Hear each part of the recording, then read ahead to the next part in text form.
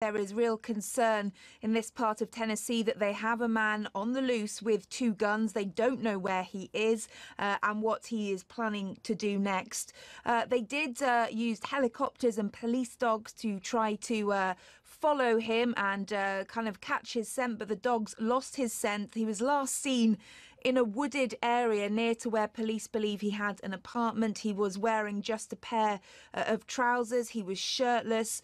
So police did have some sighting of him. They haven't seen him since then. As I say, police dogs lost the scent and the helicopters have not been able to detect him, but they are concerned and they are warning the public in the area to keep their doors locked and their eyes open, because they're pretty sure that this man still has 2 guns on him, a handgun and a rifle. Okay, extremely worrying. Now, Kate, it's pretty shocking that this suspect was arrested near the White House just last year. How did he slip off the radar of the authorities' radar, and why and how did he get hold of his guns again?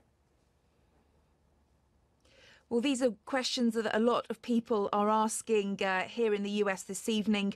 Yes, you're right. He was arrested by the Secret Service in July last year for unlawful entry as he tried to cross some barricades into the White House. He insisted then that he needed to have a meeting with the president, telling officers that he was a sovereign citizen and must speak to the president.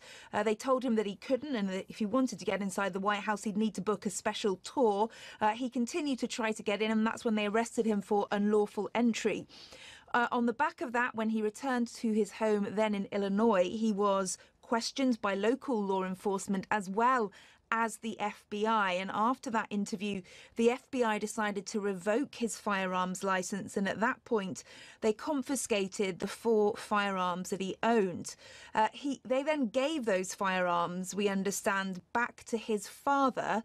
And for some reason, of which we do not know yet, his father gave the firearms back to his son. And it was one of those guns, an AR-15, that was used in this shooting to kill those 4 people and injure several others.